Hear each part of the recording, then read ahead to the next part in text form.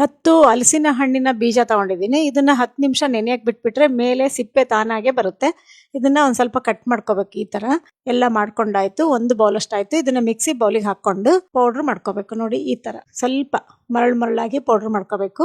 ಬಾಣ್ಲಿಗೆ ಸ್ವಲ್ಪ ತುಪ್ಪ ಹಾಕಿದೀನಿ. ಸ್ವಲ್ಪ ಬಾದಾಮಿ ಮತ್ತು ಗೋಡಂಬಿ ತುಪ್ಪದಲ್ಲಿ ಫ್ರೈ ಮಾಡಿ ತಕ್ಕೋಬೇಕು. ಪುಡಿ ಮಾಡಿ ಇಟ್ಕೊಂಡಿರೋ ಹಲಸಿನ ಬೀಜ ಅಷ್ಟು ಹಾಕೊಂಡಿದೀನಿ. ನೋಡಿ 2 ನಿಮಿಷ ಈ ತರ ಚೆನ್ನಾಗಿ ಹುರಿದ್ರೆ ಈ ಕಲರ್ ಬರುತ್ತೆ, ಉದ್ರುದ್ರಾಗುತ್ತೆ. ಈಗ ಒಂದು ಬೌಲ್ ಅಷ್ಟು ಕೊಬ್ಬರಿ ತುರಿ ಹಾಕೊಂಡಿದೀನಿ. ಅದು ಸುತ್ತ ಸ್ವಲ್ಪ ಹಸಿ ವಾಸನೆ ಹೋಗೋ ತನಕ ಉರಿಬೇಕು. ಒಂದು ಬೌಲ್ ಅಷ್ಟು ಉರಿದ ಶೇಂಗಾ ಬೀಜ ಹಾಕೊಂಡಿದೀನಿ.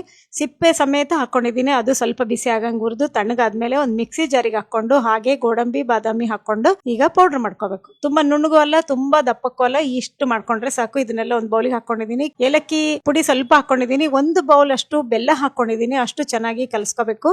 ಎಲ್ಲ ಮಿಕ್ಸ್ ಆಯ್ತು ನೋಡಿ. ಮಿಕ್ಸ್ ಆದ್ಮೇಲೆ ಒಂದೇ ಒಂದು ಸ್ಪೂನ್ ಅಷ್ಟು ಹಾಲು ಹಾಕೊಂಡು ಕಲಿಸ್ತಾ ಇದೀನಿ. ಇದಕ್ಕೆ ಬೆಲ್ಲ ಪಾಕಕ್ಕೆ ಹಾಕಂಗಿಲ್ಲ, ತುಪ್ಪ ಜಾಸ್ತಿ ಹಾಕಂಗಿಲ್ಲ. ಅರ್ಧ ಸ್ಪೂನ್ ತುಪ್ಪದಲ್ಲಿ ಉಂಡೆ ಮಾಡಿದೀನಿ. ನೋಡಿ ತುಂಬಾ ಈಸಿಯಾಗಿ ಮಾಡ್ಕೋಬಹುದು. ಇದು ಹೃದಯದ ಆರೋಗ್ಯಕ್ಕೆ ರಾಮಬಾಣ ಅಂತಾನೆ ಹೇಳ್ಬೇಕು. ವಿಟಮಿನ್ ಸಿ ಹೇರಳವಾಗಿರುತ್ತೆ ಮತ್ತೆ ರಿಚ್ ಪ್ರೋಟೀನ್ ಇರುತ್ತೆ. ವಾರದಲ್ಲಿ 2 ದಿನ ಮಾಡ್ಕೊಂಡು ತಿಂದ್ರೆ ಆರೋಗ್ಯಕ್ಕೆ ತುಂಬಾ ಒಳ್ಳೆಯದು. ರುಚಿನೂ ತುಂಬಾ ಚೆನ್ನಾಗಿರುತ್ತೆ. ನಿಮ್ಗೆ ಇಷ್ಟ ಆಗಿದ್ರೆ ಲೈಕ್ ಕೊಡಿ, ಶೇರ್ ಮಾಡಿ. ಪರಿಮಳ ಕಿಚನ್ ಪೇಜ್ ನ ಫಾಲೋ ಮಾಡಿ. ಧನ್ಯವಾದಗಳು.